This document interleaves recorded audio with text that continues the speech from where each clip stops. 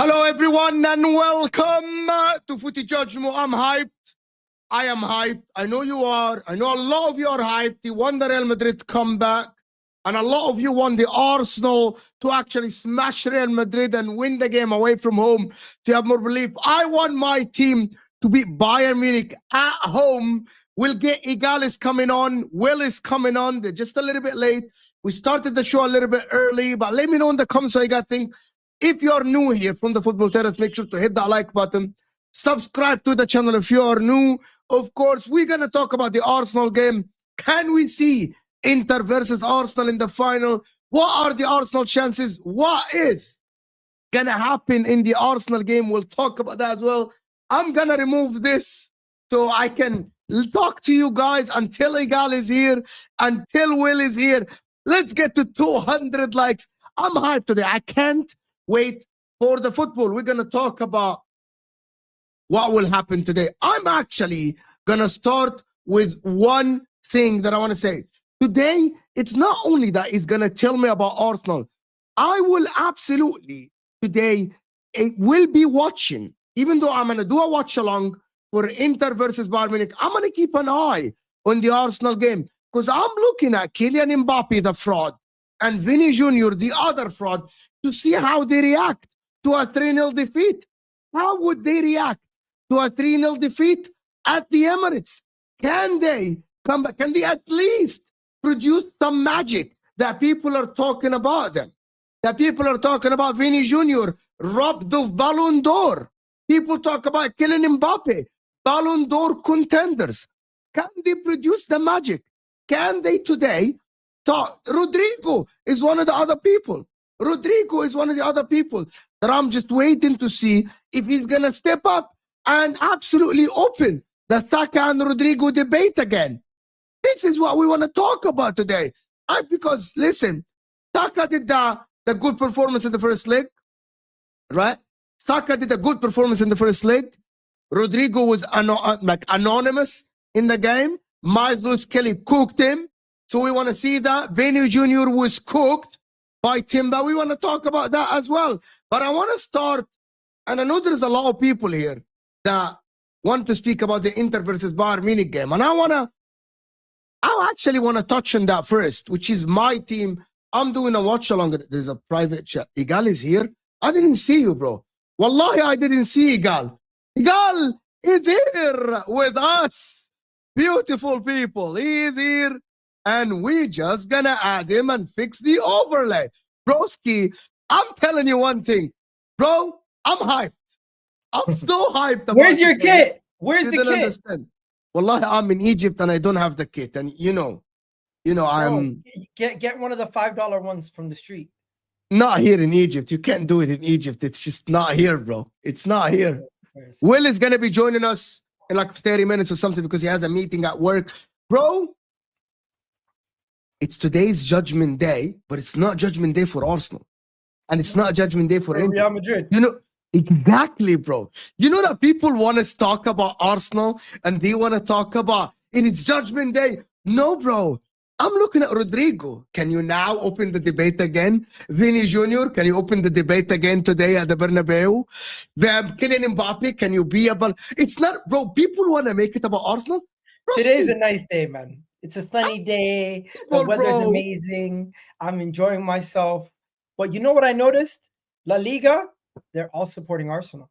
Everyone in La Liga is supporting Arsenal. Everyone in the Premier League, they're supporting Real Madrid. They are still disillusioned by the 3-0 result that Arsenal had. They're saying it's a fluke free kick from Rice. Never will do that again in his career. They're saying Mikel Moreno's goal was the only goal in open play. They're talking about Arsenal. Bro, this is the weirdest coverage of a game I've ever heard in my life. Why? Because I've never seen a team 3-0 down talking like they're up. How? I didn't see. They're not talking like they're up. They're not. No, the way they're speaking is as if they're guaranteeing a comeback.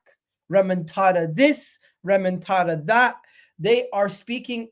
They're counting their chickens before they've even performed. Bro, perform. Show us a result before you start talking like you've already come back. They're fans. Oh, JJ, it's a long way for who? Like, it's a long way for who? For Real Madrid. How is it a long way? I know, JJ, you're a Chelsea fan. How is it a long way? Are you on?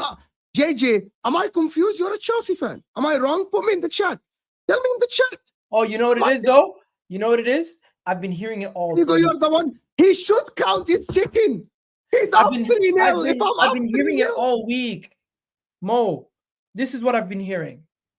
Real Madrid, you know what? I'll be the rivals. You be the Arsenal fan. Tell me, you think you're gonna beat Real Madrid in the second leg? I can, yes. I schooled them. What makes you believe you could beat Real Madrid? They do this every year. 15 Champions Leagues. Go ahead. Because they got schooled tactically in the first game. It's not that it was a fluke. Arsenal dominated the game. That doesn't matter. It was a free kick. It was 2 free kicks. Open play. You know what else?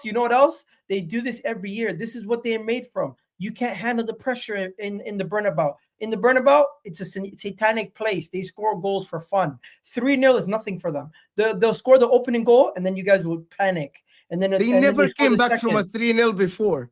And they aren't playing Liga Warsaw, with all due respect to Chelsea and Liga Warsaw. Oh, no, it's okay. Arsenal, this is their first time. They're going to bottle it like they always do. Mikel Arteta, second leg. Ancelotti's going to raise his eyebrow, and then next thing you know, it's over. That's what they're saying. It's ridiculous. Bro, the takes I've been hearing is it's the Bernabeu. They do this every year. Remontada, come back this, come back that. Honestly, nobody's actually speaking honestly about the game. They're not speaking about tactics. No one is being objective. No one. There's no tactics. There's no tactics. There's no conversation about actual lineups. Let me respond to this. Here is the thing. We mocked Robbie and AFTV. When you post a video, you need to be up for it, right? What I mean by this, when Robbie went to the Etihad and did the cringe video, we're here for it, and they got smashed 4-1, that is different, right? Than when Arsenal posted a video before the Emirates. You know that the videos that was circling around. You know what? Inter are posting videos now about the San Siro and Bayern Munich and stuff. But if you go and get smashed, right, you don't talk. But Arsenal posted the video about the Emirates and they smashed Real Madrid 3-0. So they have the right to talk. Real Madrid now are posting videos, correct? Now, if Real Madrid don't win and go through, we will mock them as we mocked Robbie and AFTV for that video. Am I wrong to say that? Every Real Madrid player plus the manager posted an Instagram post about the Bernabeu. I think it's all right. I think actually Hossam was talking about this on the football terrace. I think it's all right.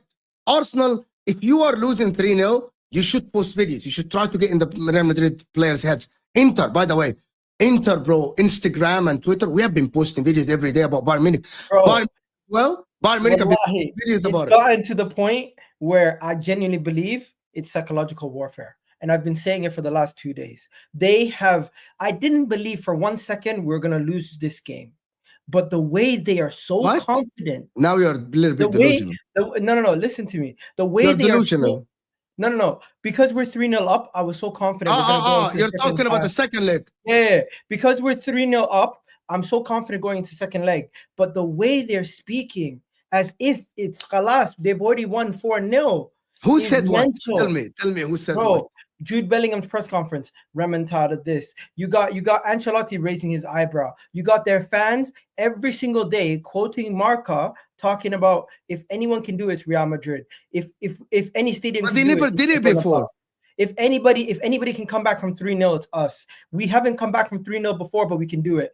Not to mention that Arsenal haven't conceded more than 3 goals in 79 games. Not to mention that we tactically outclassed them and beat them 3-0 at our ground. Not to mention that they don't have the fullbacks to defend Arsenal's wingers. If they play Vasquez and Alaba, bro, that is the weakness right there to target. Bukayo Saka versus Alaba again, Vasquez versus Martinelli.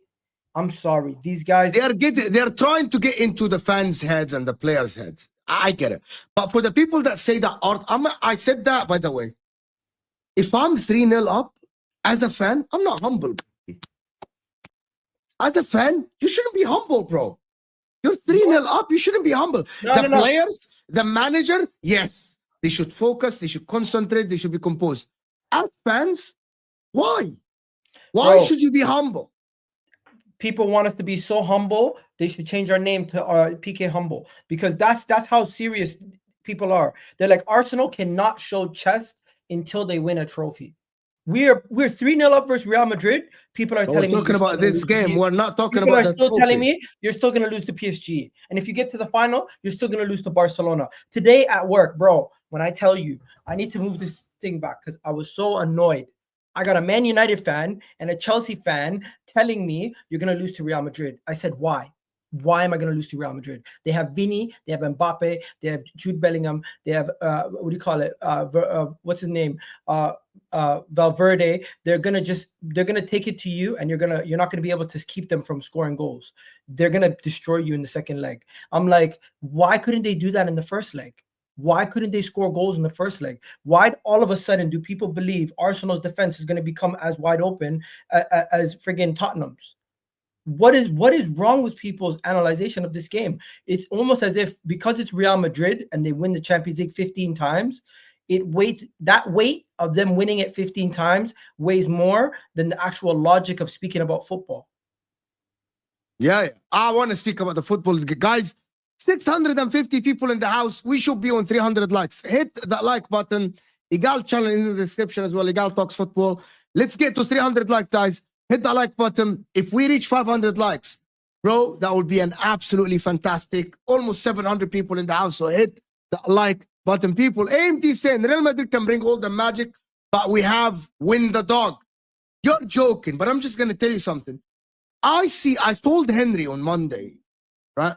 There is no rationale behind anyone telling me that Arsenal will get knocked out today. Right? Like, there's no rationale. You can say the Jojo, the Ho-Ho, that's not tangible. I can't analyze football like this. And I said that I can't. Like, you tell me, for example, people tell me about, Mo, why don't you talk about your team like this? I'm going to tell you, we have never won against Bayern Munich at home. Never. But you know what? We won at their ground. In 2011, we won at their ground, they won at our ground, and we went on with away goals. So for me, I'm not that confident, but I have full trust in my team, but I can't show my ass. You know why? I'm only 2-1 up. 1 goal, they're tied. There's no away goals. But Mo, I don't hear anybody coming out and saying Bayern are going to beat Inter in this second leg. You guys have a much closer tie. Yeah, exactly. So here is the thing. He's absolutely right. Everyone is saying that Inter will go through, right? But they go to Real Madrid and they say, and even though like we're only 2-1 up, Real Madrid are 3-0 down, but then they say the Arsenal will get knocked out. It's your bro. it's your hatred for Arsenal talking. I don't have any hatred for Arsenal. I don't care about Real Madrid as much, to be honest. I'm speaking logical. You're not. Anyone in the chat that says that Arsenal will get knocked out, it's your hope, which is fine. I'm saying it can happen. Do you know what is the percentage? It is 1%. That's it. You know what is that 1%? It's also getting 2 red cards. You know what I mean? Real Madrid scoring in the first half 2 goals, which is I don't see happen. But there is no logical view if you're a rival to say Inter will knock out Bayern and to say Real Madrid will knock out. How? There's no logic behind it. There is no logic behind it, people. Arsenal in this game are 99% favorite. And it's not only, and I said that plenty of times, it is not only because Arsenal is 3-0 up. It is because the first leg went as we've seen. Arsenal press, dominated Real Madrid. It's not that the Arsenal sat back and defended and hit them on the counter a couple of times. But that's not what happened in the game. Oh, free kicks. Arsenal had chances to score goals away from the free kicks. If it wasn't for Courtois, this could have been 5. But you want to ignore all of this and tell me that Real Madrid will come back? Wallah al-Azim, I'm going to sit here and say Real Madrid, if Arsenal were under the cush for 90 minutes and you hit them on the counter, I'm going to say this may be a one-off. But everything points towards, and I said that on the football terrace, and people don't know how to analyze football. I actually think that Arsenal can go there and get a draw or a win. A win. I agree. Based on what I have seen in the first leg. Because we analyze football as we see it with our eyes. Arsenal dominated Real Madrid. Football-wise, forget the scoreline. 0-0. Arsenal literally dominated them. Football-wise. I was telling Lee, Dan, and Sam yesterday that Real Madrid have to be the team that's the aggressive one. That suits us in this game. We have a comfortable lead. We're able to play defensive, and we're able to spring counterattacks on them. Now, don't get me wrong. We're not the best counterattacking team. But what we are capable of doing is when you give us space and you give us 1v1s, Bukayo Saka can capitalize on that. If you give us time on the ball, we will find something from that. The reason why we struggle against some of the teams in the Premier League, the Evertons, the Fulhams, the Aston Villas, is because they will play a lot more defensive. They defend in bulk as well. They defend in bulk. They don't defend like Real Madrid. Yeah. Real Madrid will leave Bukayo Saka 1v1 versus Alaba, thinking that it's okay for a little bit. They will leave Martinelli, and he was cooking some of their players. And in this game, if they go out there and they play Vasquez and Alaba, bro, that's literally giving us our game plan. They are literally giving us our game plan. Play through the wings. We don't have to play through the middle at all.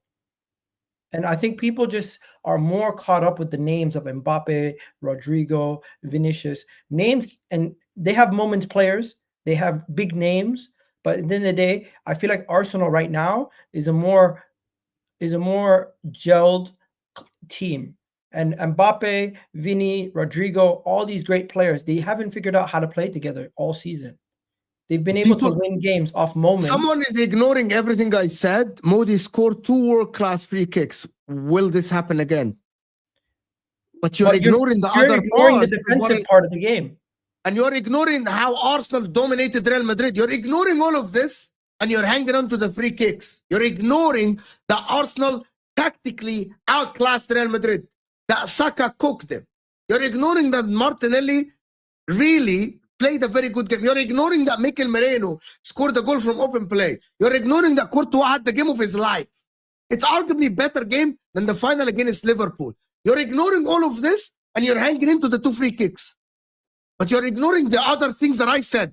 I didn't talk about the free kicks. I spoke about the performance. For example, Inter. One of the reasons why I'm more confident of Inter going against Bayern Munich this time is that we win there, and in the first half, we had more position than a Vincent Kompany position-based team, Vincent Kompany in the first half. They had chances, we had chances. We had more than 55% ball position at the Allianz Arena. So I trust my team at my ground to at least be better. Arsenal dominated Real Madrid. What is so hard to understand? Also, I know people can't fathom it because they want to banter and talk about them. But analyze football once in your life. I want people once in your life, analyze football rationally and logically. Right? Arteta outclassed Ancelotti. Real Madrid fan who will be on the channel, right? Who will be on the channel soon, said that we were shit tactically. You have been. Look at Wolfie. First thing he's saying is, don't you dare mess this up. It's not about messing it up, bro. We are going into this game and we're playing good defensive football. It's on Real Madrid to break us down. We're not the ones that can mess it up. They're the ones that are going to have to be perfect. We don't have to be as perfect as Real Madrid. They need to score 3 goals just to equalize, to get to penalties. And I think people are not realizing this. You're making it seem like Arsenal have to be perfect. We could have an average performance and still go through. Because yes. Real Madrid have to be perfect. They need to score 4 goals to go through. They need to go to penalties. I'm not trying to do this whole thing where people say, oh, you're jinxing it. We have to talk about football. And the reality situation is Arsenal is in a strong position to go through. Real Madrid have like a 10% chance of getting 4 goals. 10% is a lot, bro. 10% is a lot, bro. 10%. That's the truth, bro. I'm giving them 10%. 10% to come back from a 3-0, bro, that would be the biggest comeback in their history. It's a 1 to 5% max. Bro, they've never come back from a 3-0 down. Never happened in their history. And also, one of the best defenses too. Let's be honest. Was that Juventus team they came back from? Was the PSG team that they came back against? Was the Chelsea team that they came back against? Were all these teams that they came back against, were any of them a team that only conceded 6 goals up until this point of the semifinals? I mean, going into the semifinals? I don't think so. Because I know PSG wasn't that good defensively. I know that the team that they faced with fair enough, Wolfie. It's 8.6% to go through. Fine. That is the odds. These are the odds. You see, I'm selling Arsenal short. You are selling Arsenal short a little bit. You are. You know what? I'm a victim of Real Madrid propaganda. Because their propaganda. I'm not, bro. I don't care about all of these. I watch football with my eyes. AMD, have you ever faced Real Madrid and they've done this to you? Because Real Madrid have never done this. No, I don't think so. I can't remember. Arteta would have watched last night's game of not going all-out attack like PSG and Barca. Yeah, he would have. Arteta will learn, MT. Most logical and fair analysis across YouTube. That's, I don't know who you're talking about. Is it Egal or me? Big up, my man. Big up. This nigga I'll say talking this. About watching the PSG Aston Villa game. Sam said that you should defend. 100%. But we also have to realize that we're going there to win. I seen somebody say, oh, you're going into this game just to draw or just to get the score down. That's when you lose. Your mentality has to be to go into this game and be like, you know what? It's any other game. We're up. So you want to go back? We're up 3-0. We're up 3-0, but we act as if we're only up by 2-1. You play the game as 0-0, but also you need to understand that you shouldn't open up. Because 1 goal can bring them back in the tie. I'm not saying open up a little bit. So I don't think so. I don't think you should attack. I'm not saying open up. But I'm also not saying go to the ground. I'm also not saying play like we're down to 10 men versus Man City. I'm saying do what we did versus Liverpool. You don't play like Everton. Do what we did versus Liverpool at the Emirates. Yeah, be composed. You play. Be composed. You chill.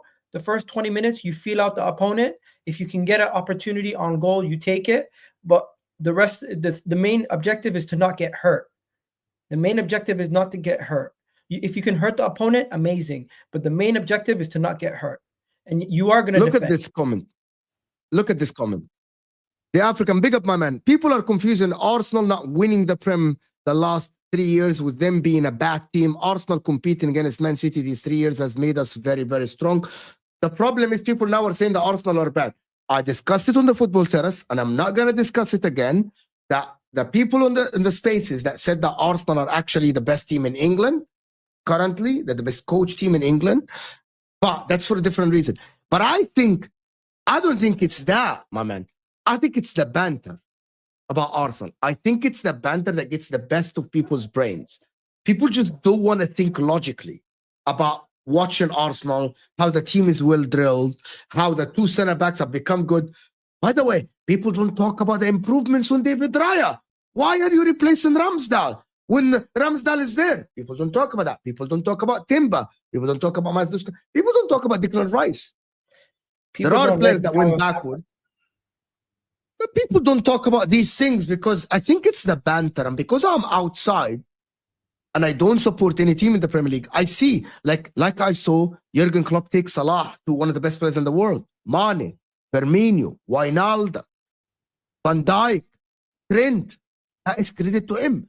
Pep Guardiola, Bernardo. He made Bernardo Silva be world class. He developed Rodri. Rodri was labeled by City fans, right? I think Godri was something like this. Look at Rodri now. He had a system that made Diaz win player of the season. Mo, these are the people. But they say this about Klopp and Pep, but they never talk about Arteta and how he developed some of these players. They never. Let me say this. Liverpool had the same issue until they won the Champions League versus Spurs. Basically, you are considered failures until you deliver. And then once you deliver, it's easier to get more and more success because now you've gotten over that hurdle of finally delivering a major honor. Now, let's be honest. Liverpool facing Spurs in that Champions League final, when they won that, that's when people started saying Klopp, he's done amazing. Up until then, no one was really saying Klopp did amazing. There were people saying sack him after losing to Real Madrid in the Champions League the year prior. So I'm looking at Arteta and Arsenal, and I'm saying until we get over the line, there will always be doubters. And you know something? I understand. And I think they should continue to doubt us, but don't underestimate us. Don't underestimate Arsenal. We're better than what people think they are. But keep doubting us because it only makes us stronger. Because we feed off of the doubters. We feed off of these people saying you're going to lose to PSG, even though we beat them 2-0 comfortably. Because it's a different PSG. Yeah, it's a different PSG. Now, I want to talk about that. Because you're overconfident about PSG. I saw yesterday's game. But before we go on, guys, it's almost 900 people in the house. Let's get the likes up to 400 guys live here. Categorically a better team than PSG. Categorically a better team than PSG. How? Explain. Everything outside of the front three, we're better than them. The midfield technically, they're better than you. Midfield, we're better than them. We have more pace, we have more power, we have more control. But they're way more technical than them. They're more controlled than you. Yeah, and they're also young and naive. But they have Luis Enrique, but you think that your midfield is better. I actually think that the most technically gifted midfield combination in the world at the current moment. It doesn't matter if you're not efficient and you're not switched on. But they are efficient. At the end, they win through. They came to our ground with three youngsters in midfield, and they got absolutely dominated. Mattia, I am in Egypt and I don't have my all Inter kits. That is the problem. I don't have it. I know, like I don't have the Inter kits here in Egypt. I'm still not in America, but go ahead. I was basically saying PSG came to our ground. They played a really strong midfield and they got bossed. They barely had a touch. But Luis Enrique is developing the midfield. You have to give credit and you have to be objective that with the season going forward, he literally moved forward with it. Like the actually developed. He threw the game at the Emirates because Dembele wasn't there. He didn't throw the game at them. By the way, the midfield also is affected by who plays ahead of them. Dembele not playing, Kvaratskhelia not being there, it's a different confidence for the midfield to throw these passes. All I want to say is yesterday's game showed me one thing about PSG, that they panic when there's a remontada. They panicked, which is the PTSD kicked in, right from the Barcelona days, Marquinhos, and the whole thing just kicked in. The second thing about you can bully the midfield in terms of physicality, but also there is one more thing. I think PSG are the most equipped team in the world to play ball position football and also counter attack. Do you get my point? Because of the speed up top. By the way, PSG could have been 3-0 up or 4-0 up against Aston Villa, right? PSG are way more equipped than you, than everyone, the Man City, than even Barcelona to play counter-attack. Dembele, Barcola is so quick, Egal. You cannot underestimate them. I'm not underestimating PSG. I'm just saying PSG have vulnerabilities that suit Arsenal. Aston Villa have strengths that hurt Arsenal. PSG's strengths, I think we know what their strength is their attack and their youth and their pace and their ability to be able to outrun a lot of teams. Also, They have the talent. They've shown that. So you think you're favorites to the Champions League then?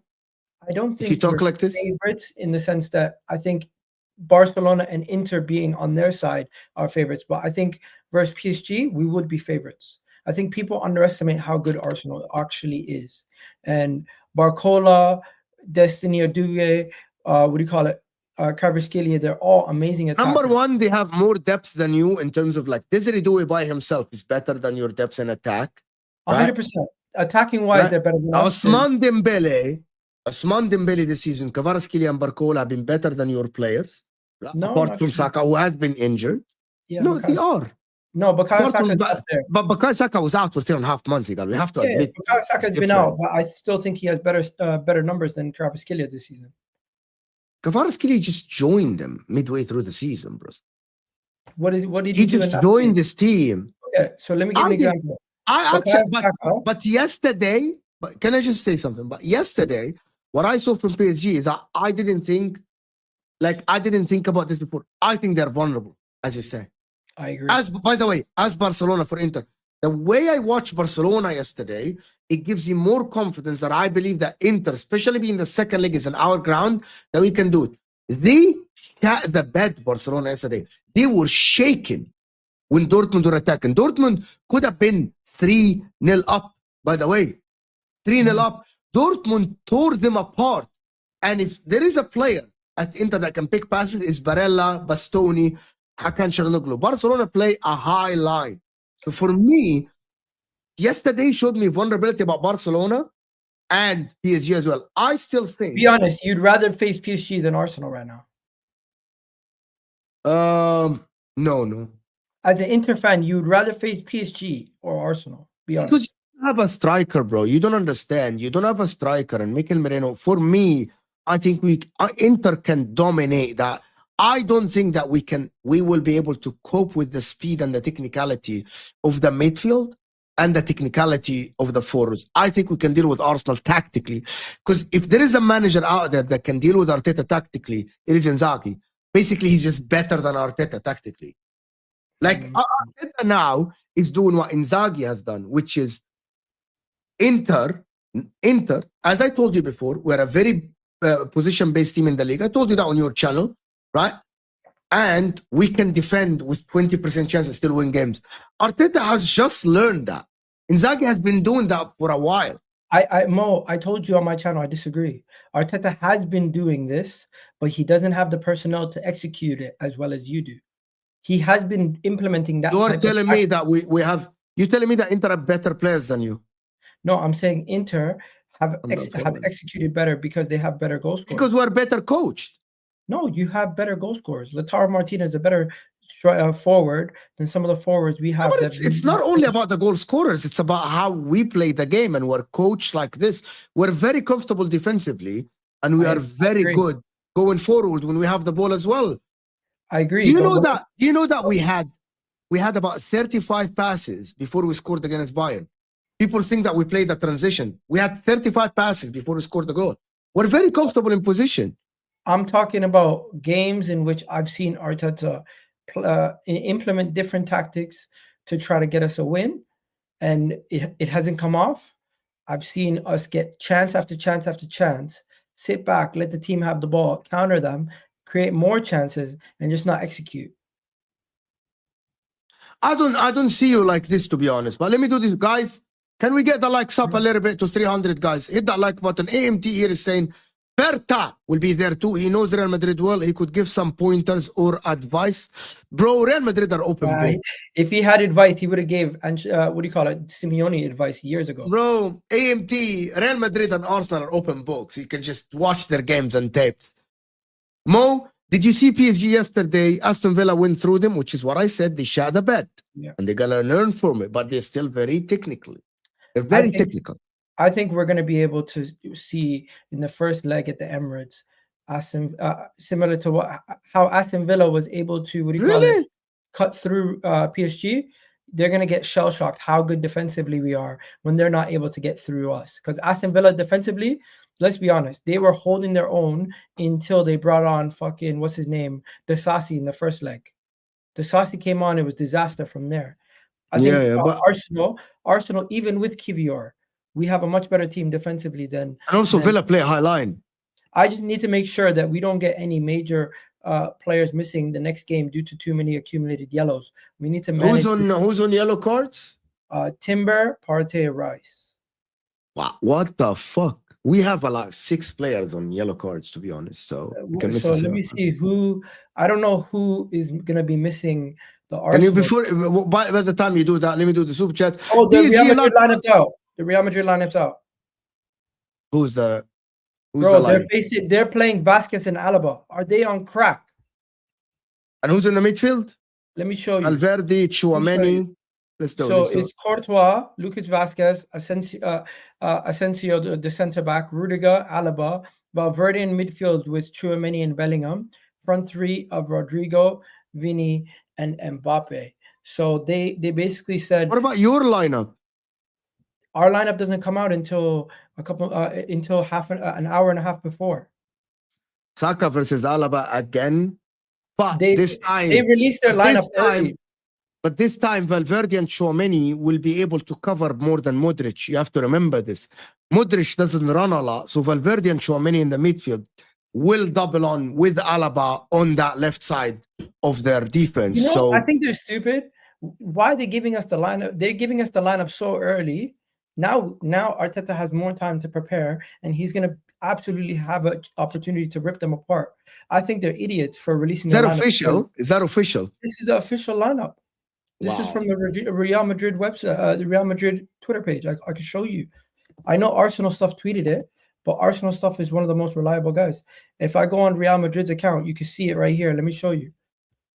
This is what they do. They are stupid. I love the fact that they played Luis Vasquez. Look at this. This is their actual page. That's their team right there. Lucas Vasquez and Alaba versus Martinelli and Saka. Are they on crack in a game where Martinelli should be good? Martinelli in a game where we're counterattacking. Mo, I don't know if this Ancelotti guy has it anymore. He might just be finished. We don't know. I don't know. It depends on this game. It depends on how he approaches the game, to be honest. No, I'm not looking at Ancelotti has nothing to prove. You know the people that have something to prove? Arteta. And it's not Bellingham.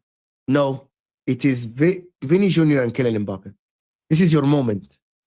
This is your moment. Rodrigo, this is your moment now. Because people mocked you. People mocked you. But you know what it is? Saliba playing his whole life with Mbappe, he's not scared of him. Saliba playing his whole life with Mbappe and these guys, he's not scared of them. Other people, they come into these games, they're scared of Kylian Mbappe. Man played with Kylian Mbappe when they were kids. You don't think he knows him well more than anybody else? Still, Kylian Mbappe had some chances in the first game. So yeah, and he turned into Lacazette versus Sparta Prague. Lacazette is crazy, bro. Lacazette is crazy. Did you not PSG knocked out? Let me do this. Like PSG knocked out the team that is currently 13 points clear of you. Laughing my ass out. I'm gonna let Egal respond to this. Hey, everybody plays different. I think Liverpool were a little bit shell-shocked by PSG. We've played PSG this season and we've beaten them. I'm not as concerned about the fact that they've beaten Liverpool. Liverpool have been more consistent than us in the league, and in the group stages they were better than us. But when it came to the knockout rounds, I think they kind of were not expecting PSG to be as good as they were, and they played. And I think it's more Arne Slot got out coached in that game because they found a solution on how to stop Salah. Nobody was able to stop Salah all season. PSG stopped Salah. MT, but our defense can nullify that PSG attack. Can they though? It's not even about that. It's not even about nullifying them. It's just they will find it difficult to play through us the way Aston Villa did. We're not going to have to nullify them and give them. You're going to play counter-attack against you, and their counter-attack is deadly. Bro, they're not going to counter-attack. We're going to tell them, take the ball. We're 2-0. No, at your home? Take the ball. We did that. He's talking about PSG. Bro, we played PSG. We gave them 60 I mean, at home. Yeah, Egal. We gave them 60% possession. 65% possession we gave them. Egal, you're playing at home, you will have to win. This is the knockout stages. You're going to attack them. Donnarumma is a bozo. He's a bozo. Have you watched him yesterday? He had a game of his life. I watched him. He had a game of his life. I watched him duck out of a header Kai Havertz had in the box. I've seen him mess up a free he had a kick. game of his life, bro. He can have the game of his life, but his Aston Villa still almost came back. I think you look at that team. I see Marquinhos, who I don't even rate that highly. I see Donnarumma, who I don't rate that highly. I look at this PSG team. Did you watch the game yesterday? Did you see Donnarumma? Donnarumma, bro, he had himself a decent game, but still the team conceded 3 goals, and they could have scored a fourth. I'm gonna ask you something after I do these super chats. Mo, you know I respect you, but how Arsenal better than us?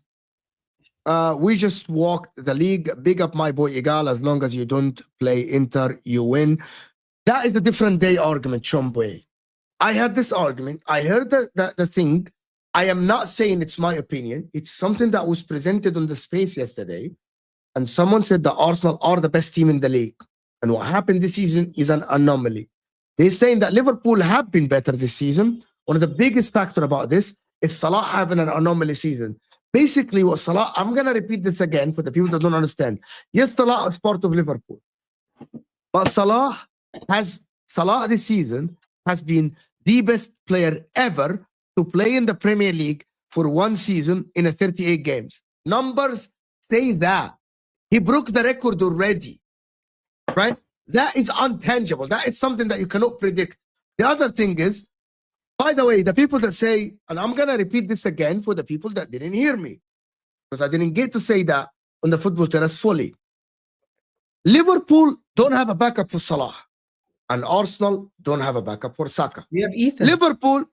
Liverpool, now you do, like, it's not a backup for Saka. You don't have a decent backup. They can say we have Chiesa.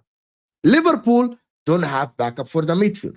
Liverpool don't have a backup for the center backs. What happened is Liverpool don't have strikers.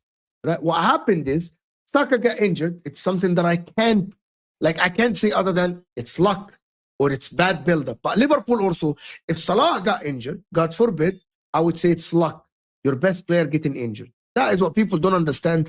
I'm not saying that Arsenal have been better than Liverpool this season, because factually they haven't. Factually, Arsenal have not been better than Liverpool this season. And we're talking about overall team, and it's not my argument. That was the argument that was presented, Sean Bay. Like, overall, right? You cannot just say that Liverpool are better than Arsenal because Salah is having a wonder season that he himself never had before. Even in the season when he broke the record of the goal scored by Alan Shearer, that season, he didn't have the goal contribution of this season. Because this season is the best in the history of the Premier League in a 38 game. So we cannot analyze the team based on Salah having an anomaly season. And also based on Arsenal having Odegaard. Imagine, I'm just going to give you an example. Imagine if McAllister or Van Dijk, let's say not Van Dijk. Ryan Gravenberch and Salah had the same injuries that Odegaard and Saka had. 3 months and 3 months out. Would Liverpool have won the league? No. You ask yourself this, and by the way, on the opposite, Odegaard and Saka didn't get injured at all. Plus Kai Havertz, by the way. You ask yourself this. It's been objective talk. You can have a conversation about Arsenal without bringing up Liverpool. Also, just forget about Liverpool for a second. You guys, what you've done in the league, fair play. But Arsenal right now, focusing on the Premier League, focusing on the Champions League alone, also is making us drop more points in the league, adding more to your gap. You have no more games in the Champions League. You're not focusing on any more competitions. You're not in the FA Cup. You're only focusing on winning your remaining games. You're going to further your gap also even more. So respect to Liverpool. Congratulations. Win your league. Be very happy. But it doesn't have to, you don't have to. And you have been the best team. Liverpool have been the best team. I'm just presenting the other argument. For me, PSG is built similar to those Pep Barca tiki-taka teams, which Arsenal matches up well against, like Jose's Inter and Di Matteo's Chelsea. Not really, because PSG can play very easy on the counter-attack because of how speedy they are. I agree with him, though, because we play better against teams that are really good offensively. The attack. Yeah, we're better with teams that are good offensively. And teams that are of a higher standard caliber, we have been able to beat majority of them over the last couple of years. I can't remember the last time we lost to a top 6 team in the Premier League. Like when I'm saying top 6, I don't mean top 6 in the league. I mean like a big 6 team. Chelsea, Man City, Liverpool. We've not lost to any of those teams as of late. So I'm very confident about our Big up overall Will for capability. joining. Yo, What's big good, up, bro? man. How you doing? Jace, I'm doing pretty good. I can't guys, let me just complain. do these two. Let me do these 2 super chats before we actually just. Madrid always announce teams early. Come on, you gooners. Thank you, Jason. Is there more pressure on Madrid or Arsenal? Definitely more pressure on Real Madrid. 100%. We met. Guys, before we go on and get well involved in the conversation, there's 800 people in the house. We only have 200 likes, so hit that like button, people. Let's get to 400 likes live, guys. Hit that like button. Is there more pressure on you or Arsenal? Nah, it's more pressure on us because we're always the favorites in the competition. So I think getting slapped up 3-0 in the first leg, it's definitely more pressure on us. 100%. Like, you can't have the squad that we have, right? You don't bring in Mbappe. And mind you, we won it last season, right? And then you bring in Mbappe, and then now we just look very bad. I think it's crazy, bro. Like Carlo Ancelotti, I think that he just gotten a lot of things wrong this season. I think Florentino Perez, the recruitment hasn't been right. Tony Kroos left. We did nothing. Jose Lu left. We did nothing. Nacho goes to Saudi. David Alaba is coming off of an ACL injury. We do nothing. And now this season, we're shorthanded. The squad's imbalanced. I got to rely on the power of friendship, the power of brotherhood, individual brilliance every single week to carry me through games. And even though I have no proof of concept that will come back based off of what I've seen this season, but I still feel like we do it. I think 3 goals, Arsenal left it a little short. What is your rationale? What is the rationale? I ask this question a lot. Faith. Just faith and hope. And just faith and hope, because this season's been awful, bro.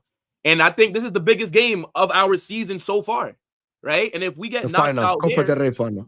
Well, I mean, we have the Copa, yes, but at the same time, as of right now, this game right here is because the Champions League is the main target every single season.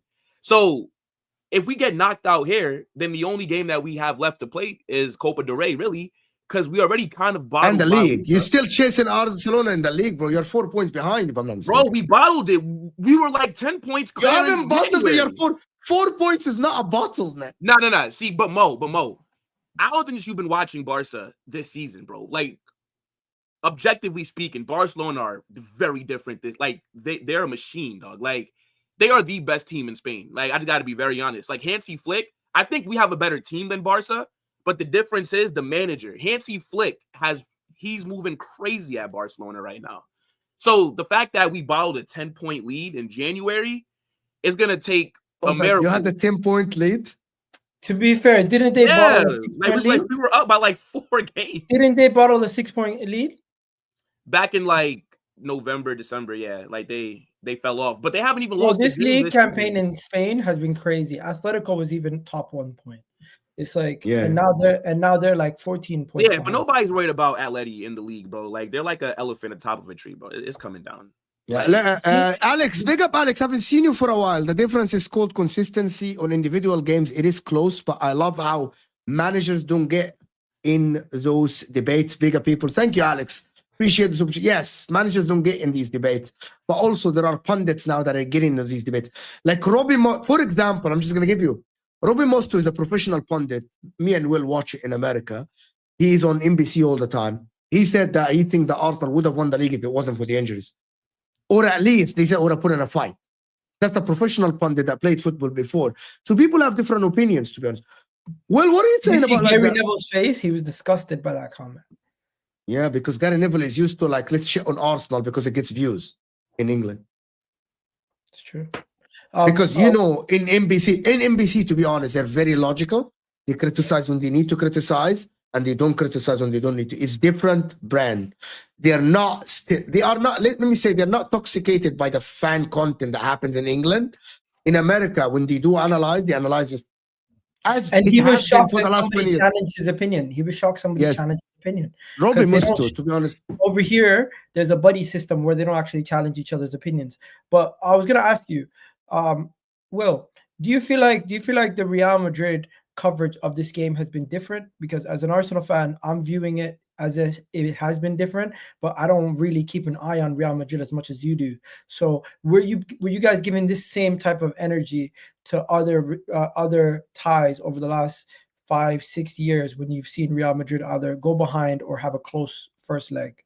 Yeah, bro. Every time we get embarrassed, it's like it's PR. I mean, a lot of people think that Madrid don't do PR, but we do. Like we did this when like we played Atleti, right? When Barcelona slapped us up twice this season, all this news is coming out about what things are going to be different and all these.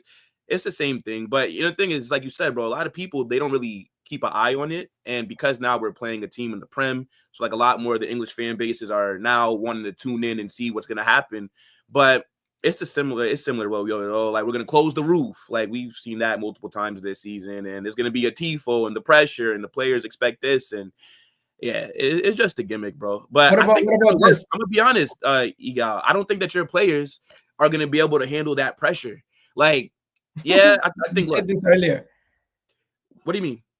We said this earlier. This is another line that I hear, that the burnabout is different and your players will come there and magically lose all their powers like Space Jam. It's very different though, bro. It's a Champions League night.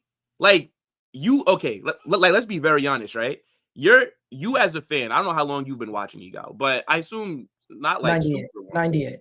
Oh, since 98. You know what? Fair enough. Because I was gonna say you beating us 3-0 is the best. Bro, this guy is old, bro. This guy is old, bro. Yeah, I don't know why I thought that Egal was. Yeah, I didn't think you were gonna say since 98. I ain't that young. Yeah. No. Fair enough. But for a large part of your fan base, especially the ones that you see active online, the best thing that they've ever seen in the Champions League was what happened in the first leg, 3-0. Bro, comebacks is something that we do. It's why I just have blind faith. You can't tell me that I got Mbappe, Vinicius, Rodrigo, Jude, right? Danny Ceballos is back. I got Luka Modric. He's not starting, by the way. Say it again? You know the lineup is out, right? Yeah, no. I know that the lineup dropped, but Ceballos will be playing in the second half. Like, I didn't think that he would start this game because he only just came back from injury. Ceballos don't scare me, bro. We hated that guy. Bro, Ceballos, I'm not going to lie. A lot of us wanted him sold in the summer, but before his injury, maybe like the last 2 months before his injury, he was playing like a man possessed. He was arguably our best midfielder. All right, let's do the basketball thing. Similar to how we do in North American sports, we have key matchups. Okay. I'm looking at my key matchups is your fullbacks versus my fullback versus my wingers. Bukayo Saka and Martinelli versus Alaba and Vasquez. That's where we're going to get our joy. That's where we're going to find your weakness in the team and exploit that. But the thing is, how are you going to exploit Arsenal's defense when you weren't able to get a single goal or muster a single goal in the first leg? Yeah, so looking at it, right, respectfully, I'm not really worried about Martinelli. I mean, I think Martinelli's a scrub. The guy's a Bolivian, fake Brazilian. Passport needs to be checked. I have no issue with Lucas Vasquez starting this game because I don't really view Martinelli as that much of a threat. Obviously, he has pace, could get in behind if a counterattack happens. But for the most part, I feel like Lucas Vasquez can definitely deal with him. Now, as far as Saka is concerned, right, obviously Saka is going to cause a problem to anybody. And I think David Alaba starting again is the right option because then if it's not David Alaba, then it'd have to be Fran Garcia.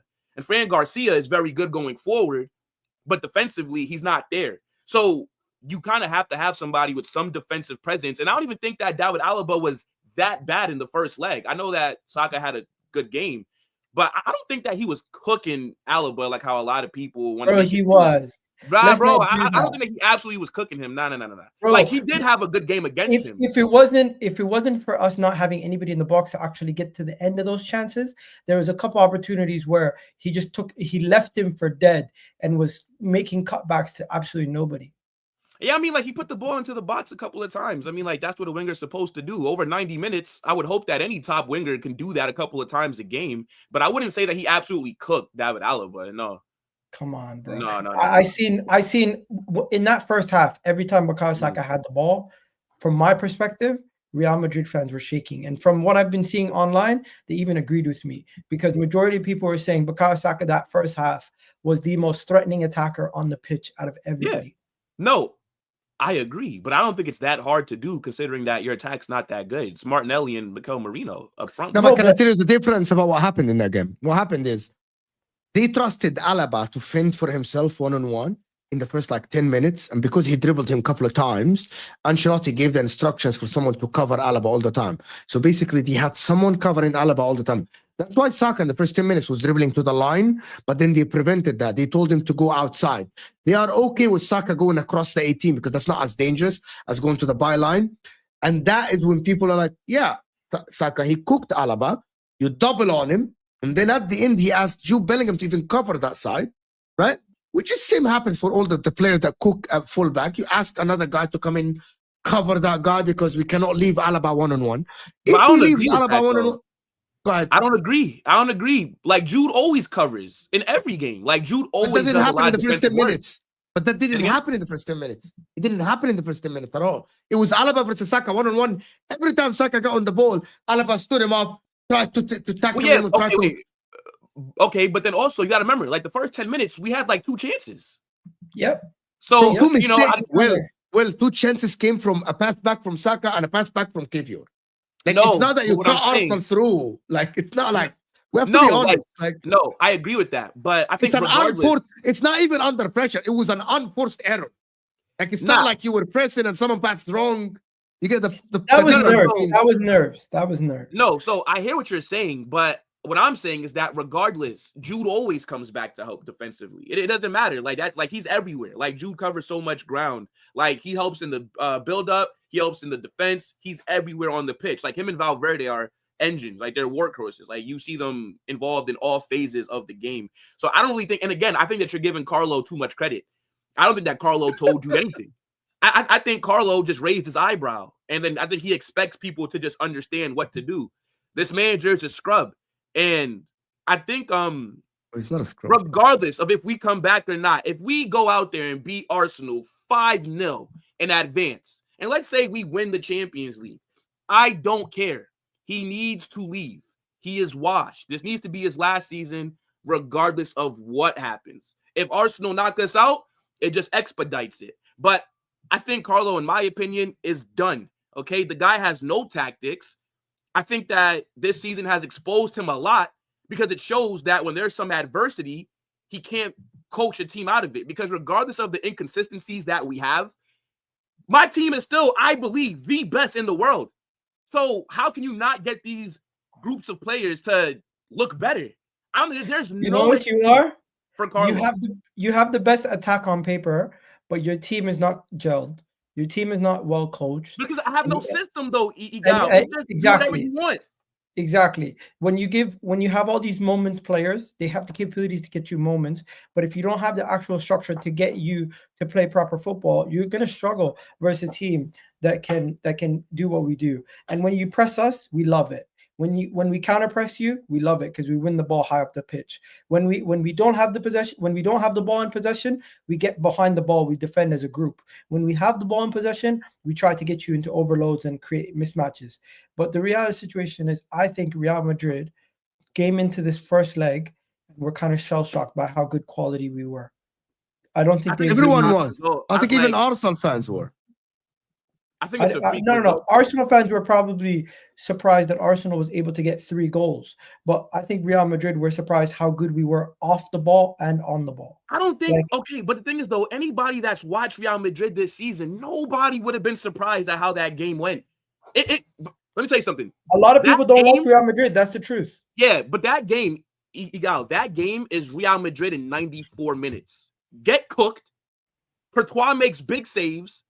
We somehow win the game. Like, that's the only difference. Courtois was unbelievable. We didn't score. That's the only difference. Brother, we get cooked versus Real Sociedad this season. We've gotten cooked versus Valencia. We've gotten cooked versus Real Betis. This is just what we are this season. But again, it's like I said, I feel like because of it being the Champions League, knockout stage, second leg in a must-win game, the atmosphere is going to be crazy. I just have seen my players turn up in these big moments. Like, we've had bad results before, and then we've gone and then, for example, beaten like Man City. But the difference is Arsenal travel well. Yeah, you travel well, but you never traveled here. Like, that's the difference. And I know that I'm telling you, your players are going to walk out onto that pitch. Even them traveling to the stadium is going to be something that they've never experienced before, bro. But you do realize these guys are not afraid of anybody. You've never seen them in this situation. Now, after today, that'd be if you guys go out there and have a similar performance, you come to the Bernabeu, you knock us out, you win 2-1, 3-1, even a 1-1. Then when you say that, I'll be like, you know what? Fair enough, because we've seen them come into that hostile environment, right? And arguably the most intimidating place to play on a Champions League night, and we've seen them do it.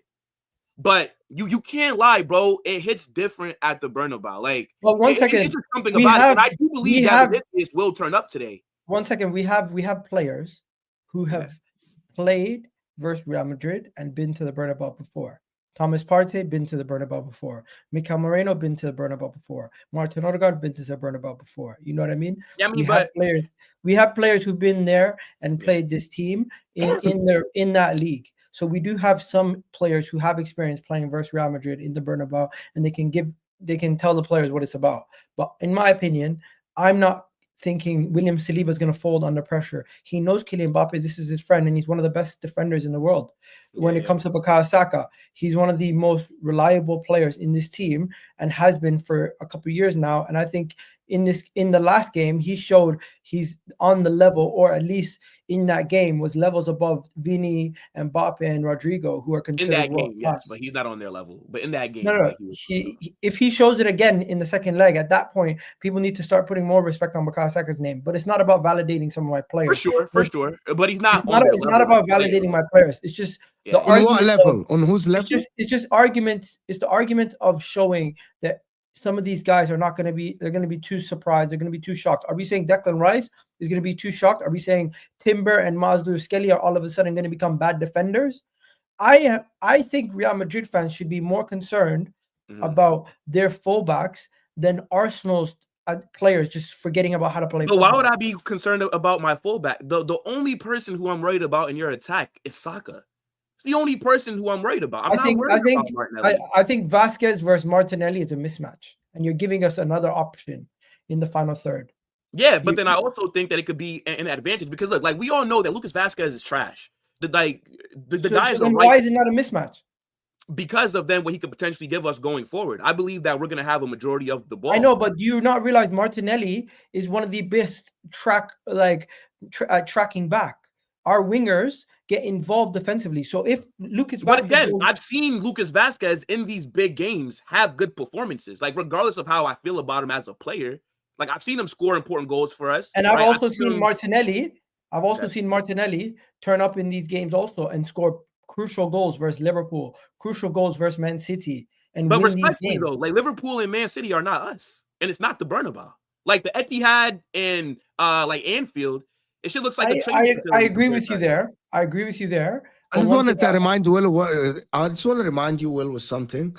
The players that are not watching this stream and Egal is not playing in the game. So your mind games that have nothing to do with the players. Look. Like I feel like you're trying. I feel like you're being part of the PR, but Egal is not playing, and Egal is not traveling. He's in England, and no one. The players are already in the dressing room. But the thing is, though, the players already know what it is because that's the pressure at this club. And if anything, right? Of course, if we go out, you know, I'm going to be annoyed, but I can spin this in some positive ways because now it means that Carlo is 100% getting sacked.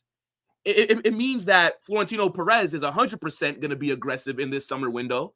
I think what Arsenal fans need to be worried about is what is Saliba thinking right now? He's in the city.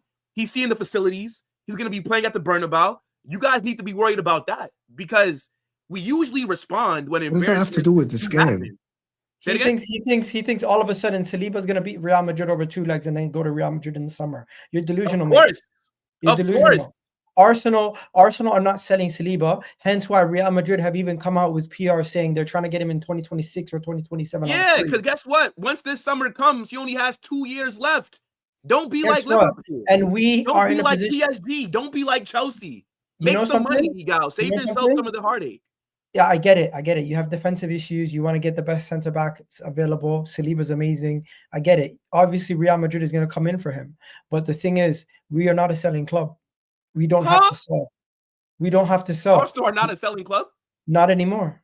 We've shown that with giving Saka a new deal, so giving Saliba a new deal, giving Gabriel a new deal, giving Odegaard a new deal, continuing to improve the team to a level where we're now competing against some of the best teams in the world, like Real Madrid, and having a 3-0 lead in the first leg. We're about to go to a semi-final of Champions League. When that corner, when that free kick went in from Declan Rice and William Saliba is looking at that ball going to the top corner, you think the first thing he's thinking about is, I'm going to Real Madrid in the summer? No. The first thing he's thinking about is, holy shit, we could be going to a semi-final of a Champions League with Mikel Moreno at striker and Kivior as my partner. This team is amazing. Yeah, and then the summer window comes, and then Real Madrid come knocking. Yeah, no. Like summer window when the summer window comes, we add Sesko, and this we add Victor Gyökeres. Saliba himself has said he's still under contract. He's not going nowhere. And Arsenal also have an option to extend until 2028. So all this stuff about 2027 is bullshit. But Egal, let me be very honest. Because we have the option to extend until 2028. Yeah, but you have to understand, if Saliba wants to go, he's gone. I know, but Arsenal, you guys know that player power these days are underestimating. You guys are underestimating two things. One, Arsenal's project and how bought in some of the players who currently. I'm not saying anything, bro. He's been there like 4 years. How long is the project? No, but you're underestimating. There is no project. You're underestimating how invested some of these players are at winning at Arsenal. So you think that these top players are cool? William Saliba is a childhood Arsenal fan. I don't want to play that card, but the reality is he is heavily invested in Arsenal, and he's currently a player at Arsenal. I don't think his head's turned at all at this moment in time. You guys have the PR machine speaking about Saliba every day, but the reality of the situation right now, he's looking at Arsenal potentially knocking out Real Madrid with all the superstars you have, and Arsenal potentially could go from strength to strength. Now, in 2 years' time, we can have the conversation. But you're never going to be Real Madrid, bro. I know that. It doesn't matter how strong you become. I'm not trying to be Real Madrid. I'm just trying to be the best Arsenal we can be. But I don't think that Arsenal fans want to, because there's no standards. Every season, it's an excuse. Oh, Will, that is the stupidest thing I ever heard in my life. How? Because you just said Arsenal fans don't want to win. No. You said Arsenal fans don't have standards. That is bullshit. How, bro? The reason why I know we have standards, Arsene Wenger was basically getting kicked out of the club, even though we're winning FA Cups all the time. And now look at where you are now. The reason why people back Arteta is because we believe in Arteta, we believe in the manager, and we believe this team is headed in the right direction. We built. I've heard you say that underneath no circumstances. 1 second. You have never seen Real Madrid in your life needing to rebuild the whole team. Stop talking like you know the struggles we go through. You're in a privileged position. It's as if a millionaire is telling a poor person, "Oh, all you have to do is start a business." Fuck off. So Arsenal a small club? Why are you talking like you're a small We're not club? on the same level as Real Madrid. That's the honest truth. Of course not. But you're still a big club, right? It shouldn't take 5 years. Yeah, but there's levels to this shit. There's levels to this shit. No, Real Madrid, bro, stop it. But forget the Champions League. Will, you're being annoying now. You're ignoring all the context. You're ignoring all the context. You're trying to compare Arsenal to Real Madrid. Arsenal is not Real Madrid. Number one, we don't play in La Liga. We don't play in La Liga where you have a monopoly over it. Better than the Prem, right? We don't play in La Liga where you guys have a monopoly over it. Number one. Number two, we're not in a privileged situation where every single year we have some of the best players in the world joining our club. We don't have the best facilities in the world. We don't have one of the best stadiums in the world. We don't have a historic club that's won every single fucking trophy you can think of that they can win multiple times. The reality situation is Arsenal is a big club in England, but when it comes down to it, we're not on the same level as Real Madrid, and that's the honest truth. Nobody said that you were, bro. But when you talk about standards, you have to talk about standards to the respect of what that club is. You're not going to sit here and tell me Arsenal and friggin' Arsenal, Chelsea, Tottenham, Manchester United all have the same standards as Real Madrid. It's just not true. Yeah, see, but I never said that. What I'm saying is you're judging Arsenal fan standards based on your standards. No, I'm not. That's what you are doing. Based off of wanting to win. We do want to win. We do want to win. It's just not as easy. That you have to win the Champions League to keep Arteta. It's not what because then that would be my standards. Is you have to win. We do want to win. It's just there's different ways of winning. But you don't hold your manager accountable. You don't have to sack and hire managers every time. Where you guys have the luxury of you can sack and hire managers consistently, and it Okay. will not negatively impact you or unstabilize you too much because you have somebody at the top. Where Arsenal, since Arteta came in, there's been 3 CEOs. Since Arteta's come in, there's been 2 sporting directors. Since Arteta's come in, there's been changes throughout the whole team behind the scenes on a regular basis. If I'm not mistaken, for majority of my lifetime, Florentino Perez has been running Real Madrid, and his team of people who've been running Real Madrid, regardless what manager is there, has been running the club. So I don't think you can talk about what we know as Arsenal fans or what I know as an Arsenal fan, because you live in a different world, my friend. Your standards and your stability is there regardless who your manager is, regardless if Kylian Mbappe stays or leaves, regardless if Vinny goes or stays. You still are Real Madrid. You're going to find ways to get yourself sorted. Arsenal fuck up in the transfer window, it could hurt us for a couple of years. Arsenal signed the wrong player for 100 million, it could fuck up our whole project. You signed the wrong player for 100 million, it's not going to negatively impact you for the next couple of seasons. And I need people to understand we cannot compare ourselves. We cannot compare ourselves to Bayern. We cannot compare ourselves to Real Madrid. We can compare ourselves when we're playing against each other potentially, but how we're run as a club, how we sign players, how we do our day-to-day business, how we compete in respective leagues is 2 completely different ball games, and you need to understand that. Yeah, so all right, I hear everything that you're saying. One, never compared you to my club. Never said that you should have the same standards as my club, because I do understand that you're not that kind of club. So again, but when you talk about standards, put it in hold on, wait. what we are. I just listen to you speak. Now, the thing why I'm saying that Arsenal fans don't have standards is because Mikel Arteta has the easiest job in world football at a big club. Because no matter what happens, right, there's always going to be excuses being made for him, right? The guy's been there 5 years. He spent over 700 million. He's bottled a Premier League title race. He's not really been able to make you guys as competitive as he should. The easiest job. Yes, because half say of the your safest. base, say the safest, not easiest. No, it's not easy. The easiest it's job. Not easy. No not matter winning. what he does, no matter what he does, his job will be safe, because there will always be that's not true for him. That's not true. I would say the safest job in football right now. I would say the safest job in football right now is Pep Guardiola. Then but Pep Guardiola has the safest job in football. His team went from winning the league 4 years in a row. They're now 5th, and he's not going to get anywhere near. But there's okay, yeah, but that's one season. If Pep goes next season, who has a safer job? Pep or Arteta? Out of a job. No. But you have higher standards. No, bro. I'm taking you by your word.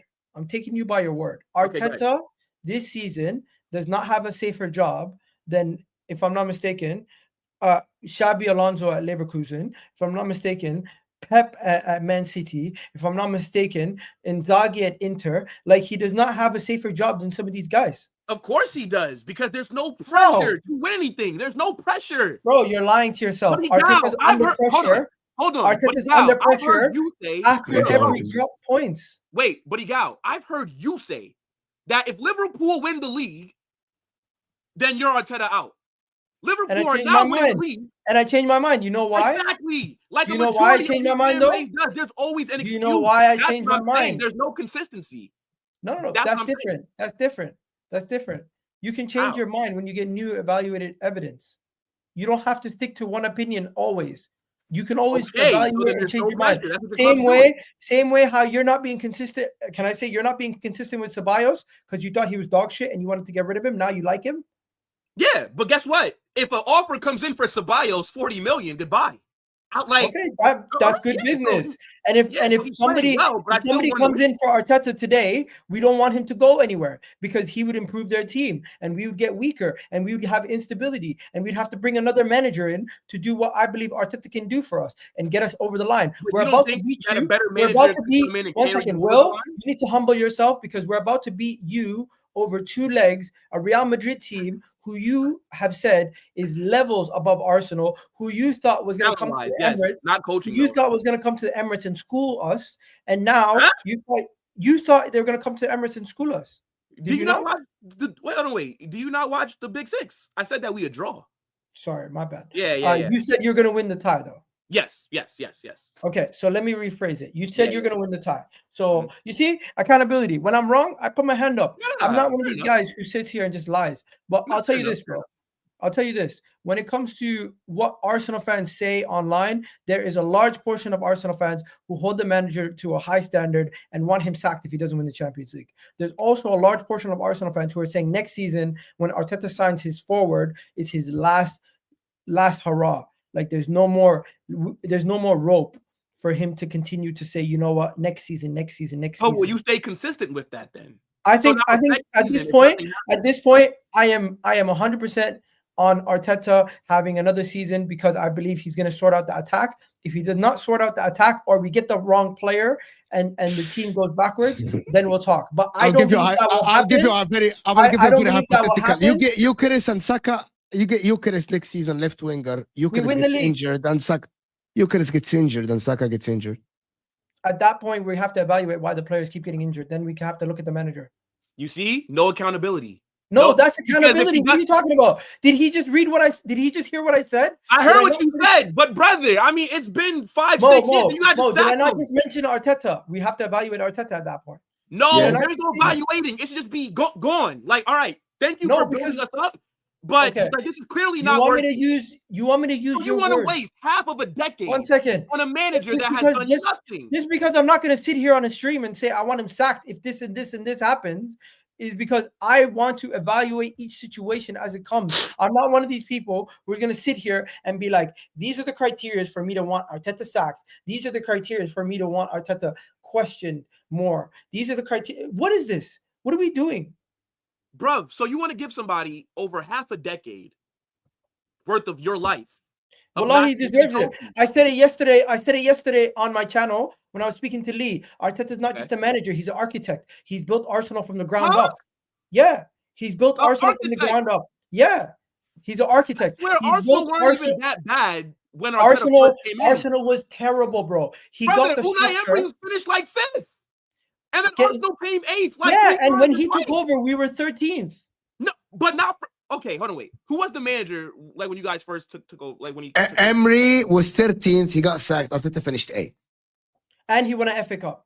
But like, how early in the season was that? Like, when did Emery get sacked? It was the second last game of the Europa League campaign. Okay, fair enough. But then at the same time, so if that team was so trash, then how'd they win the FA Cup?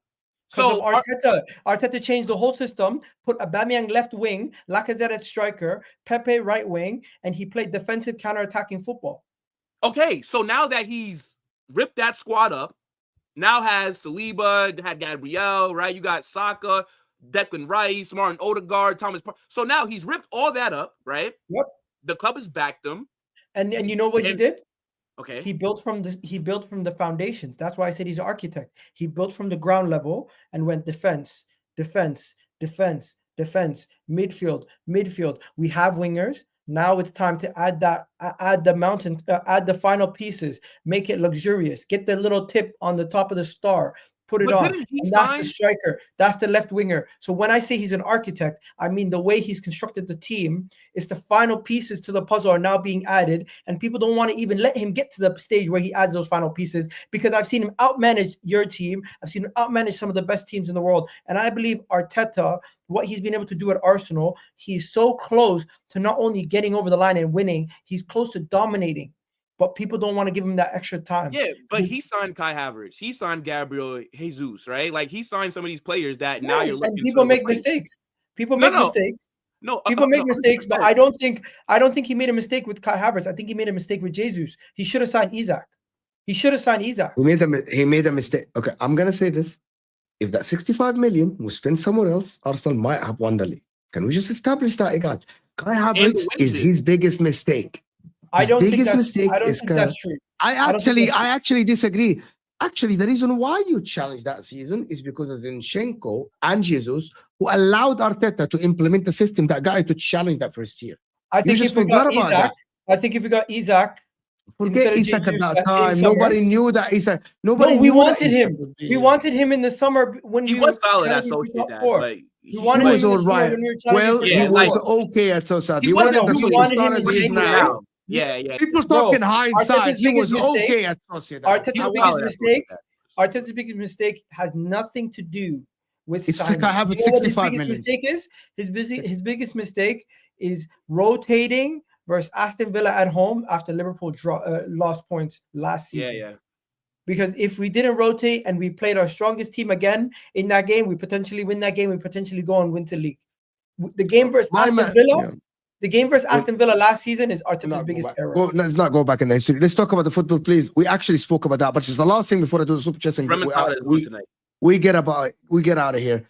How do you think Arsenal will approach the game well today? Attack or defense? I feel like it'll be a little bit more defensive. I don't think they'll come out the same way that they did in the first leg. I think that we'll have a lot of the ball. I think that we'll be super aggressive. And I honestly think that we go into halftime 2-0 up. And I think second half, anything could happen. But yeah, I don't think like Arsenal are going to come out at our like ground and be trying to dominate the ball and kind of like be so aggressive like they were in that first leg. I think that we can school you without the ball. Well, yeah, like on the counter, 100%. Yeah, like that could hurt us, but we have no choice. Like we're down 3-0. We can't sit back. Like let's let Arsenal have the ball and hit them on the count. We can't do that, or else then you guys would just hold possession and just pass it around and kind of waste time. We have to be more the lineup's out, guys, and it is the exact same lineup. Yeah, I saw it. That was the lineup was out like 20 minutes ago. Oh shit, I missed it. Inter, Bayern, everybody. Yeah. Honestly, guys, I'm so proud of my team. Regardless, even if we lose, I wouldn't sack Arteta. You have to. If you bottle a 3-0 today, you have to be sacked in the tunnel. A 3-0. If you what I'm talking about, Mo. There's no pressure on our. This guy just said even if we have one of the worst Champions League matches in history, I still wouldn't sack him. But there's pressure on Arteta. There's standards at Arsenal. Come on, Egal, you have to revise that statement. Bottling 3-0 lead, bro. Because bottling a 3-0 lead, it diminishes what he did in the first leg. That means it was just a fluke that Real Madrid were bad. He has to outcoach Real Madrid today, and he doesn't have to win. He loses 2-0, still go through. That's fine. Exactly. You don't have to win. I'm just saying, regardless if he loses 4-0, you have to have I said it a couple months ago. Regardless what happens from now to the end of the season. Let me do the. Doesn't matter what the context is. I'm giving Arteta one more summer to get that forward. Yes, but let me do the super chats. I seen Arsenal fall to Newcastle, but not scared. But Newcastle approached the game different than Real Madrid. Newcastle literally defended and played counter-attack. Arsenal thrive against teams that play progressive football and on the front foot. We have seen this many times. That's why Arsenal haven't lost a game against a big side for a while. And I'm not just saying that Newcastle are not a big side, but Newcastle approached the game differently than the majority of the teams approach Arsenal, like Real Madrid or Barcelona. Jason said, we beat Real Madrid there before, Henry 1-0. They have never scored against or beaten the Gunners. Madrid need to be conquered, concerned about conceding. Come on, you guys. Are you concerned about conceding a goal, Will? Of course. Right. If we concede the first goal, it's over. I would think it's over. Like we would have to go into halftime like up 2-0. You cannot concede. But if you do concede though, then it could be a thing where it's like, all right, let's say if Arsenal score like super early, let's say like first 5 minutes. Now it's like, all right, you have the, let's say 85 minutes and then whatever added time is on to come back. But we really can't be conceding tonight. Egal, that was some hilarious fan fiction. People just say that, bro. Fan fiction. It's all right, Fonzie. Egal has been labeled as one of the deluded guys. It is what it is. He talks his talk, bro. You talk your talk, bro. I said the architect thing yesterday, and wallahi, Lee, Sam, and Dan laughed for like 20 minutes. It does sound really funny, like when you say like this. It is. The problem is when you say it that way, it sounds funny. The architect, it sounds funny. But I understand your point that he built it one step at a time. Real Madrid are the most satanic club ever. They are. Hey, the 4 virgin goats are underneath the Bernabeu right now getting slaughtered. It's a madness. Don't worry, I'm telling you, the remontada is happening. Bro, what the hell? I'm telling you this right now. I don't know what he's talking about. Egal was on a stream with Lee yesterday and said if Arteta loses 4-0 today, he wouldn't sack him. Zero standards, laugh him out. Which is exactly what we say, my man. Hey, I am giving Arteta the summer regardless. And you know what? I'm gonna be eating nice today. That's really zero pressure. there's Will. no pressure. Zero pressure. So then Zero look, pressure. look like Egal. Just say, Will, you're right. There's no pressure on Arteta. Well, His job is just say, well, you're right. Just say it, bro. Egal, what you say, you're wrong, is because there's literally other managers who have less pressure than him. Okay. All right. big up. Fonzie saying, I wish I was poor spending 700 million. They're definitely poorer than Real Madrid, Fonzie. Definitely Arsenal are way more poor than Real Who do Madrid. they spend? Who are they? Is he an Inter? I don't know who Fonzie support. I don't know. Because if I'm not mistaken, Chelsea spend more than us. Spurs spend more than us. Man United spend more than us. I'm just saying, that's 3 clubs right there. Abraham here, Espinoza is saying, I hate when privileged people who glory hunt talk about my club despite their biggest L is not winning a second trophy in a season. That's for you, Will. Yeah. Nah, the glory hunting thing is cool. I don't care. I know I'm American, so it just comes with it. But big up to James Rodriguez, 2014 World Cup. How did you know the? How did you know the? How did you know the nationality of the super chat? What do you mean? Is that James Rodriguez? Is why you support Real Madrid? Yeah, because the first time that I ever watched football was the 2014 World Cup, and I thought he was the best player in the world, and then he got transferred to Madrid, so I just followed him. You know what the problem is? James Rodriguez himself believes he's the best player in the world. I think that's the most deluded. I got introduced to the World Cup, and that's how I got into Arsenal myself. James Rodriguez is a baller, bro. He's one of the most underrated players that we've seen. I could have became a Real Madrid fan. Shit. He's okay. Wait, bro. Like, you don't rate James Rodriguez. He's okay. It was between Zidane. Okay. It was between Zidane's team. Well, do you know how old I am? Do you know how old I am, Will? Nah. I'm 40. So I've watched. Yeah, like you watch more football. So James Rodriguez is a good player. Like, just bro, but like player. That World Cup was insane though. That 2014. Do you agree with this take, Mo? Football players in today's world are technically better. Are technically worse. They're better. But before they had flair. Okay, technically, yeah, probably. They're more efficient. No. Because Zidane's first touch, Iniesta's first touch, they were, bro, Pirlo's first touch, they were ridiculous, bro. Ronaldinho's first touch was like, not a lot of players now can do these things. There were a lot of players that technically their first touch was ridiculous. The passing ranges, all this stuff. And by the way, putting in mind that they didn't have the same facilities as now to train. Bro, I'm just going to tell you, Del Piero's first touch, Zlatan Ibrahimovic's first touch. Like, technically, they were ridiculous, Egal, to be honest. It's the opposite. Okay, so they're more efficient now, but they're not of course, because there is more than nutritionists, there is more training, there is better science into training, into like there is way more science into football now than before, Bro, they can measure how deep the scar tissue is in your leg, bro, with sonar and ultrasound, bro. That didn't happen before. I love Egal, but he doesn't speak for us. If we lose this tie from here, Arteta just leave in the tunnel. 100%. 100%. That's my opinion. But you can't just get back on the team bus. But listen, you can't just state your opinion and say it's everyone. Egal's opinion might be similar to other people's opinion. It's just people have different opinions. And we just have to respect all opinions and debate them. That's why we do. That's why we do shows on YouTube. If we all have the same opinion, there won't be any shows. I think we go through, and there's not going to be more than a 1-goal margin in this game today. We'll see. All right, so then, Mike, what's your score prediction for tonight? Call me crazy. 1-0 Arsenal. 1-0. 1-1 for me. 1-1. 1-1. I'm be real. Inter 1-1 as well. Inter 1-1. Arsenal 1-1. Nah, I think that you guys would beat Bayern like a 3-1. Nah, you don't think so? Like, Bayern are kind of mid this year, but in terms of us,